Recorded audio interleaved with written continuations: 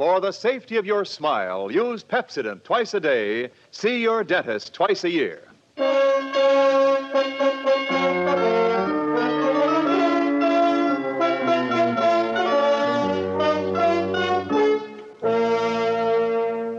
Lever Brothers Company presents the Pepsodent program, The Adventures of Philip Marlowe, starring Van Heflin.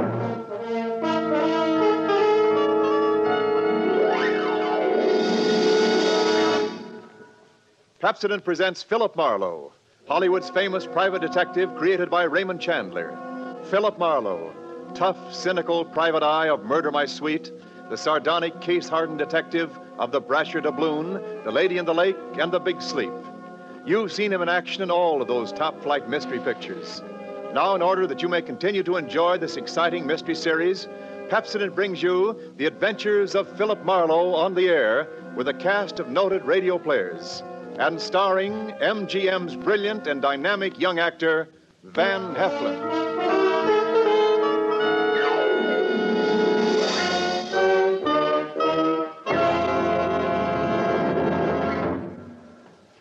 Now, families all over America have named their favorite toothpaste. New Pepsodent with Irium. New fresh-tasting Pepsodent with the new cool, minty flavor. It's the 3-to-1 favorite over all other toothpastes. It's true. With families all over America, new Pepsodent is the favorite 3-to-1. Families from coast to coast recently compared new Pepsodent with other toothpastes at home. They preferred new Pepsodent by an overwhelming average of 3-to-1 over all other brands they tried. These families, 3-to-1, said new Pepsodent tastes better, makes breath cleaner, makes teeth brighter. Yes, families 3-to-1 say new Pepsodent tastes better, makes breath cleaner, makes teeth brighter. Get new Pepsodent toothpaste for your family right away.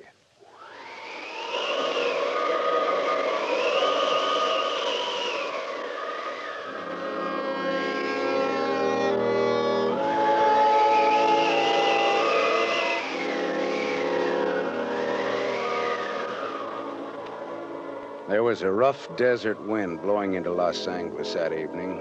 It was one of those hot, dry Santa Anas that come down through the mountain passes and curl your hair, make your nerves jump and your skin itch.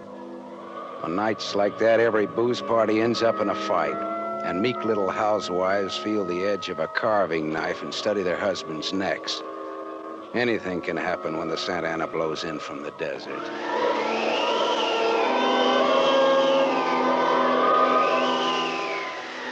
I closed up my office early. I got tired of reading Philip Marlowe, private investigator, backwards on the ground glass of my office door. So I opened the door and closed it from the outside and locked it and went out to get a beer before I went up to my apartment.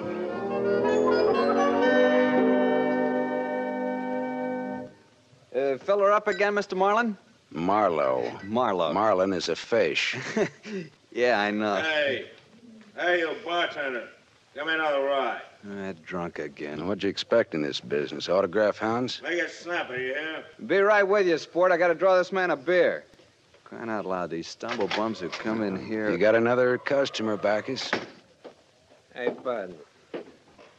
You seen a lady in here lately? A lady? Tall, good-looking, brown hair, a print bolero jacket, and a blue silk dress. No, sir. No, sir. Nobody like that's been in. All right, straight scotch, fast. I left my engine running out there. Yes, sir. Yes, sir. This slick-looking, sarcastic guy stepped up to the bar and drank his scotch whole. And he stopped. The drunk was grinning at him. And then, without changing his grin, the drunk swept a gun from somewhere so fast it was just a blur coming out. Made a couple of hard snaps, and a little smoke curled. Very little. All right, you other guys. Don't move. So long, Waldo. All right, don't move, you two. Oh, Waldo. But I made his nose bleed. So long, boys. Drink up. All right, get on that phone, kid. I'll get his license number. Holy smoke. Holy smoke. Too late. Drove away with this dead guy's car. Maybe he ain't dead. He's dead, all right. Where's your phone? This is for the police.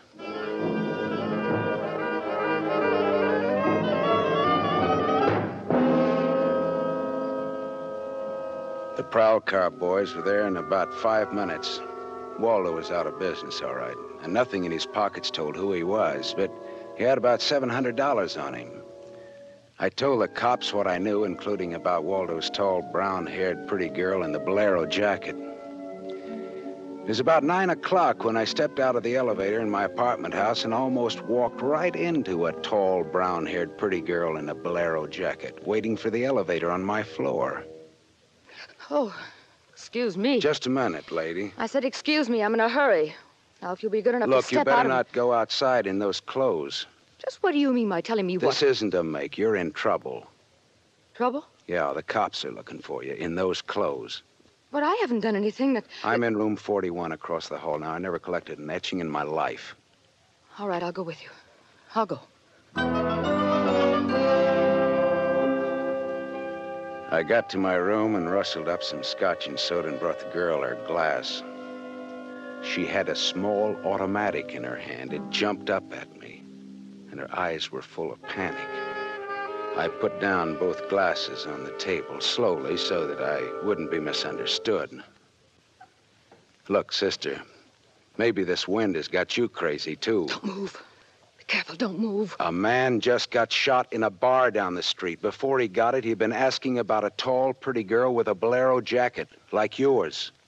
What did he look like, this man? Tall, 5'11", slim, dark brown eyes with a lot of glitter, dark suit, white handkerchief in the breast pocket. And he must have seen you earlier tonight to know how you were dressed. Am I getting anywhere? He used to be my chauffeur. You had an appointment with him, didn't you? Why? Listen, he asked for you, didn't he? Yes, I had an appointment with him. He'd stolen something from me when he left 3 days ago.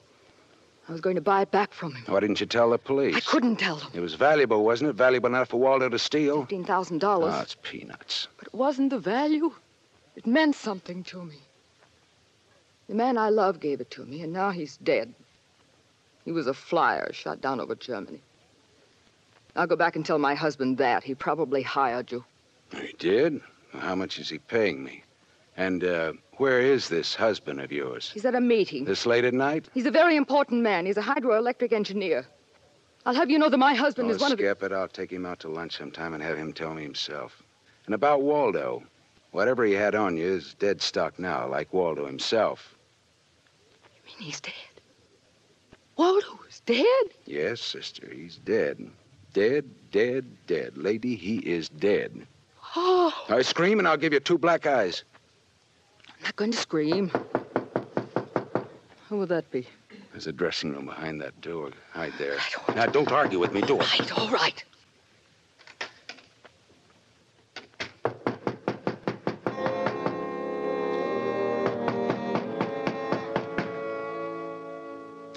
Then I went to the door, making a loud, yawning sound. The backs of my hands were wet. I opened the door. Without a gun, that was a mistake. I certainly knew the gun I was looking into, a .22 target automatic that had already killed 1 man that night. And I knew the bald head and the flat, shiny eyes and the face like a poisonous lizard. Baldy put the muzzle of his gun lightly against my throat. I backed into the room, and Baldy kicked the door shut. You alone? Look for yourself. I'm asking, not looking. I'm alone. You and that dumb bartender saw me dust off Waldo. What did Waldo do to you? Who's asking? Just making conversation. He stooled on me on a bank job we did together. Got me 4 years in Michigan pen. How is he? Dead? I'm still good, drunk or sober. Tell me why I came here, pal. You heard the barkeeper and me talking. I told him my name, where I lived. That's how, pal. I said why. Skip it. The hangman won't ask you to guess why he's there. Oh, you're pretty tough at that, ain't you? But you're slamming off, pal. All right, but you could get that gun out of my neck and try somewhere else. Oh, yeah, sure. Is this better? This suit you all right? Just so it isn't my neck. Say when, pal. It's your party. I leaned against the gun. The door of the dressing room showed a crack of darkness. The crack widened. I began to shake a little. The girl came quietly into the room, but there was white all around her iris. She was scared. She had her gun in her hand, but I was sorry for her. Dead sorry. She'd try to make the door scream. Either way, it'd be curtains for both of us. You scared, mister? You worried about any little thing? I couldn't talk. The girl floated in the air somewhere behind Baldy, and her horrified face was drifting toward us. My mouth was as cold and dry as yesterday's toast. Well, kid, how's it feel? You ready yet? Go on, say the word. Well, don't take all night about it if you're gonna do something about it. Why not, pal? I like this. Suppose I yell. Go ahead, yell. Go ahead. Put up your hand! Hey, look!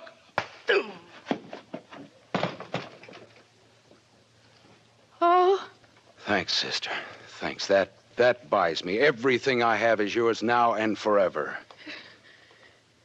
is he dead? You flatter me no end, lady. I only punched him. All right, now get out of here while I call the cops down on this killer. Yes. Yes, good night. Good Hey, night. wait.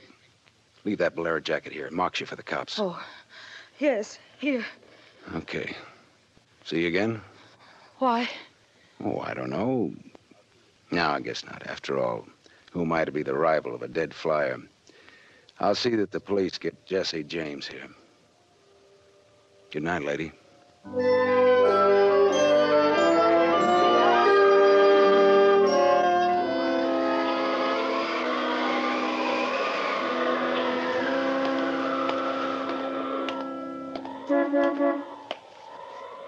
Yeah? You mean me? Yes, please. Oh, you. Again, huh? Get in. I must talk to you. You want to know what happened at headquarters, huh? Yes. Well, I went down there with the law and gave them the story. I left you out of it. Oh, thank you. You saved my life, so no one knows a thing about you. Well, incidentally, neither do I. Well, my name is Mrs. Frank Bosley, 212 Fremont Place, Olympia 24596.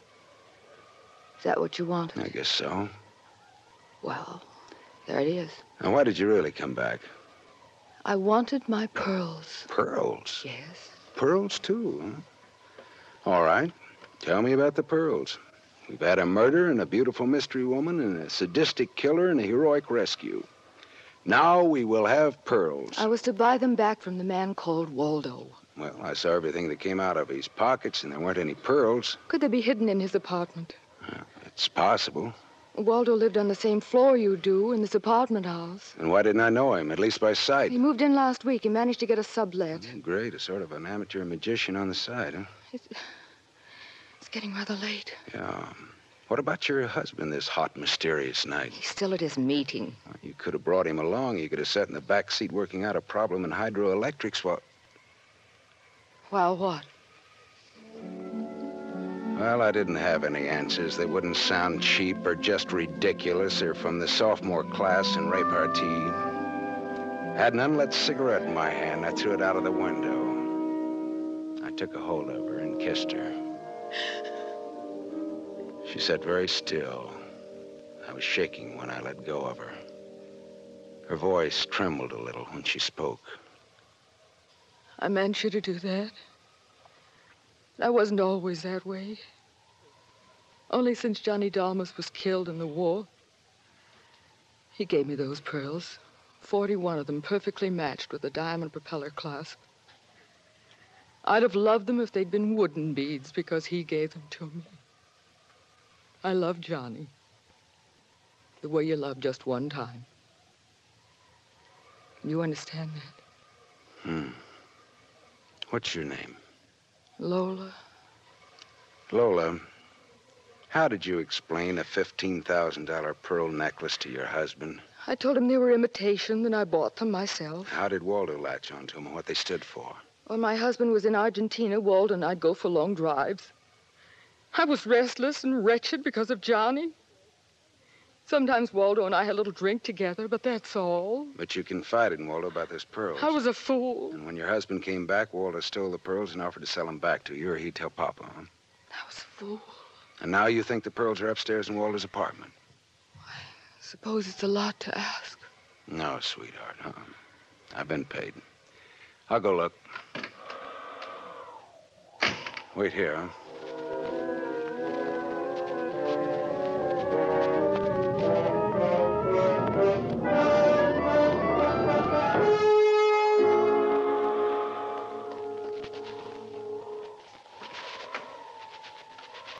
Was the gun along, Lola? No. Well? No. No pearls? No pearls. Oh. There was a man in Waldo's room. A man? Who? You know a man named Leon Balsanos? Not by name. I don't know. Mexican, South American, about 45, small, iron gray hair, very neat, fawn-colored suit, wine-colored tie. No, I don't think I know such a man. Is he the one in Waldo's room? Yeah. What does he have to say? Very little. In fact, nothing. He's dead.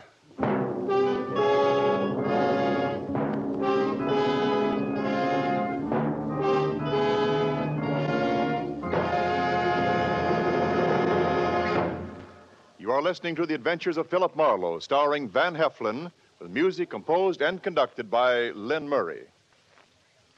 Yes, families all over America have named their favorite toothpaste.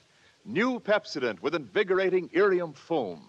New, fresh-tasting Pepsodent with a new, cool, minty flavor.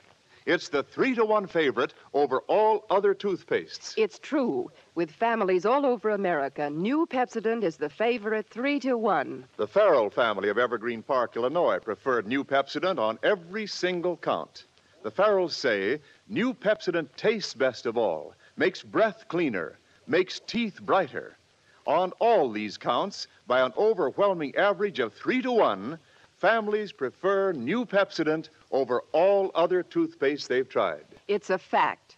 Families 3-to-1 say new Pepsodent tastes better, makes breath cleaner, and makes teeth brighter.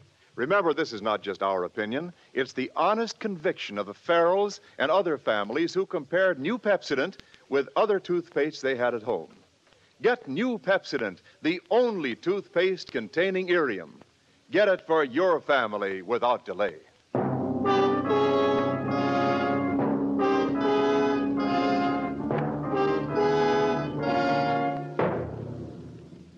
We continue with The Adventures of Philip Marlowe, created by Raymond Chandler and starring Van Heflin, who appears by arrangement with Metro-Goldwyn-Mayer, producers of the Technicolor musical Fiesta, starring Esther Williams.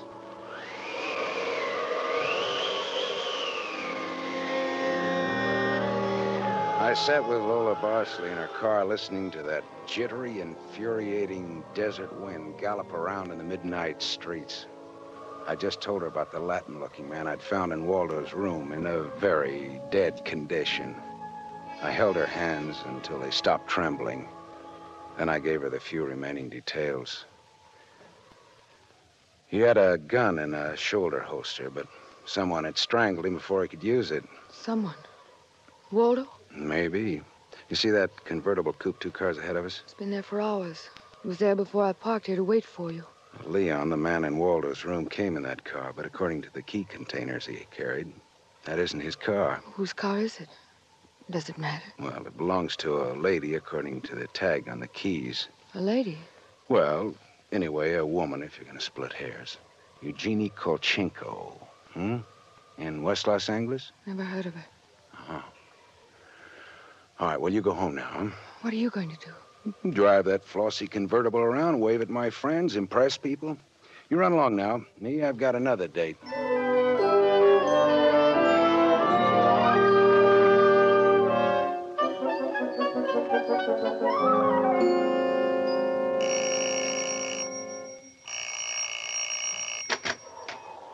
Yes? What is it, please? Miss Eugenie Kolchenko, Yes? What is it? did you lose or misplace a pigeon gray convertible coupe? What are you saying? Now, don't be alarmed. I found it and I brought it home to you. Come in, please. It is a reward you wish. Shall we say... Snap out of it, Dragon Lady. Who was he? Who was who? The little guy, Leon. You loaned your car to. He's dead. Who was he? Oh, no. Oh, yes, yes. Eugenie. Darling, come here, please. What's the matter, honey? Who is this man? I came about Miss Kolchenko's car. What about her car? The gentleman who borrowed it couldn't return it on account of he isn't alive. He's dead. Darling, he's dead. Well, that's putting it more bluntly, of course.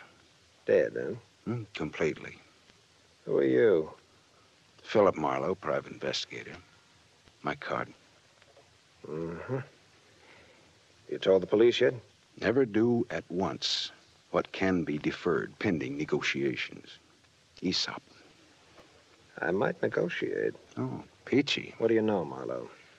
A man named Waldo was shot in a bar tonight. I happened to have the inside as to who he was, and when I visited his apartment tonight, I found this Leo Valsanos dead. He wouldn't have had $500 in 20s on him, would he? No, but this Waldo had over $700 on him when he was killed at that cocktail bar, mostly in 20s. Is there a basis there for negotiations yet? Very well, Marlowe. I'm a married man. There were certain unpaid bills for some stuff Miss Kolchenko here had charged to my account. But you told me I might charge to your account. All right, so I wasn't very bright. That might be the understatement of the decade, but go on. I had the unpaid bill safely in my briefcase. Somehow this Waldo had a chance to steal the briefcase. I hired Leon and gave him $500 to buy back those bills from Waldo. Instead, Waldo took Leon's dough and was forced to kill Leon in the process. And then he went out to keep another date and accidentally walked into an old pal hostile enough to blow him down. And someone still has those bills. And I'm in for a divorce suit. The man who shot Waldo got away in Waldo's car with your briefcase in it. Yeah, that could be. The cops caught him. Oh. And the police have the briefcase. Maybe. But the police are interested in solving crime, not in tossing mud for the benefit of sensation eaters. Look, I've got a friend or two at headquarters. Let me see what I can do. It's worth $500 to me. Well, then that's what it'll cost you. Well, good luck.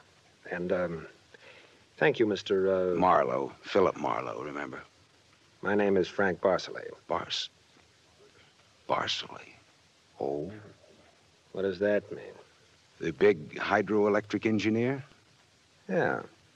How did you know? My voices tell me. Who? Darling, this man is manifestly insane. It's the heat, Miss Kolchenko. It's the Santa Ana. It's the desert wind. May I use your telephone?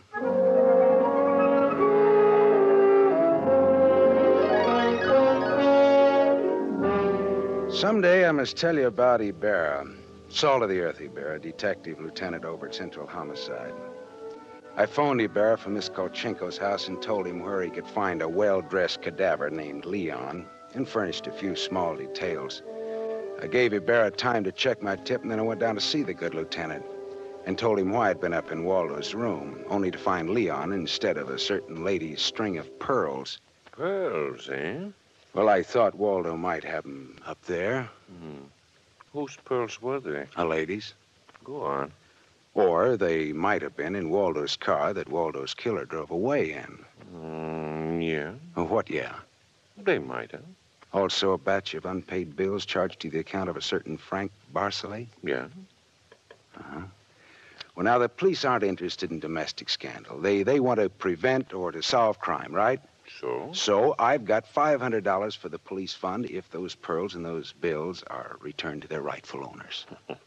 Quit your kidding. No, it's a valuable necklace. Yeah? There's your necklace. That's it. 41 pearls, perfectly matched diamond propeller clasp. That's it. That's the one. Take it away, Marlowe. On the level? Just tell me straight what it's all about, all I ask. Sure. Well, this Waldo was blackmailing a wife with the pearls and her husband with the bills, a guy by the name of Barcelay. Well, Barcelay sent Leon to get the bills from Waldo. Instead, Waldo killed Leon, then stepped out and happened to get shot by that guy at the bar. Now, if Barcelay's name stays out of the paper, I get $500, and that goes to the police fund. We'll keep him out. Well, now, I'm not in this case for money. I just want to get back the bills and the pearls. As you say, Marlowe, the police sound in business to sling mud. Well, you can deliver the pearls to the lady yourself if you like. No, She no, lives no, at... No, Marlowe. You better take them to her. You see, except for the diamond propeller clasp on them, they're phony. Phony? But... All but the clasp, Marlowe. All but the clasp.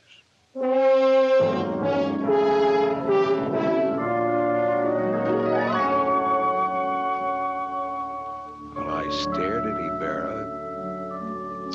So the flyer, Johnny Dalmas, the great lover, had given Lola a string of fake pearls. Well, I didn't know how to tell her, but I called her up and told her to meet me at the Beachcombers at 2. I was going to slip her the bad news slowly. I'm glad you asked me to meet you here, Mr. Marlowe.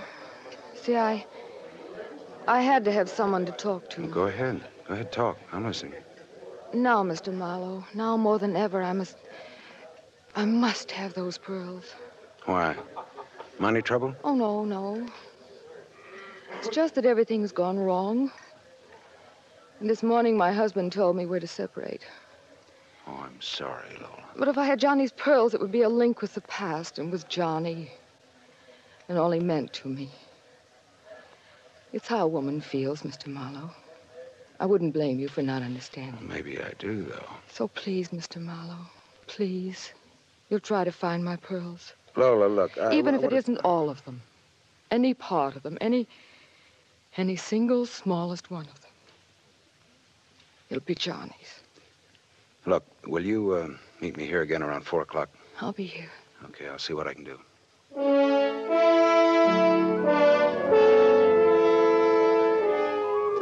There was only one earthly decent thing I could do. I took Lola's glass pearls to a jeweler, and I had him take off the diamond clasp and put it on one of those strings of so-called simulated pearls that they sell you for $3, tax included. And I went back to keep my 4 o'clock date with Lola at the Beachcombers. Well, Mr. Marlowe, anything new? Yes, the police found some pearls in Waldo's car. They found my pearls? No, not exactly. Not exactly. Well, Waldo was getting set to gyp you, Lola. He had the diamond clasp of your necklace attached to a string of cheap imitations. And then he sold the real pearls. Oh, how... Oh. These are the imitations here. Yes. But it is my clasp. The clasp is real. Is that all right? Yes, it's the clasp that Johnny Dalmas gave me. Of course it's all right. Oh, that's swell. And thank you so much, Mr. Marlowe. Forget it. I won't. Not ever. Well, is this goodbye? Yeah, I think so. You'll never get over Johnny Dalmas, Lola. If anybody ever bothers you again, though, well, let me know. Name's Philip Marlowe.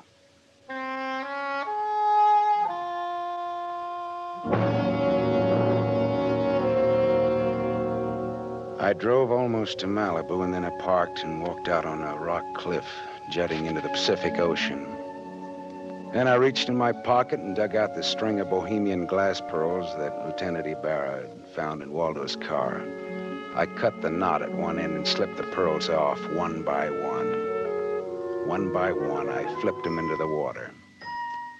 The gull swooped down on them and then flapped up again, screaming indignantly. The phony pearls had fooled Waldo and Lola Barsley, but they couldn't fool a seagull. I said to myself, to the memory of Johnny Dalmas, just another four-flusher. I listened a while to the wheeling seagulls. All at once, I realized that the wind had died. The Santa Ana had blown itself out. The red wind was done. It was over.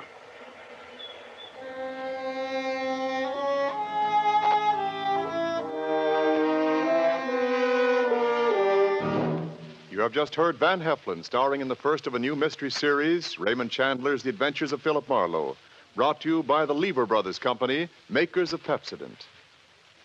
Have you tasted the new Pepsodent toothpaste? Its lingering, minty flavor is so fresh and inviting, families prefer it by an overwhelming average of 3 to 1 over all other toothpastes in a recent nationwide test. They said new Pepsodent tastes better, makes breath cleaner, and makes teeth brighter. Remember, new Pepsodent gives you more invigorating irium foam. It sweeps dulling film away. No wonder it's the 3-to-1 favorite with families all over America. Get new Pepsodent with irium for your family right away. Tonight's story on the adventure of Philip Marlowe was based on Red Wind, written by Raymond Chandler, creator of Philip Marlowe, the screen's most famous private detective. It was adapted for radio by Milton Geiger. Heard with Van Heflin was Lorene Tuttle as Lola Barceley. And this is Wendell Niles inviting you to listen again next week at this same time to another exciting story on the adventures of Philip Marlowe, starring Van Heflin with a distinguished cast. This is NBC, the national broadcasting company.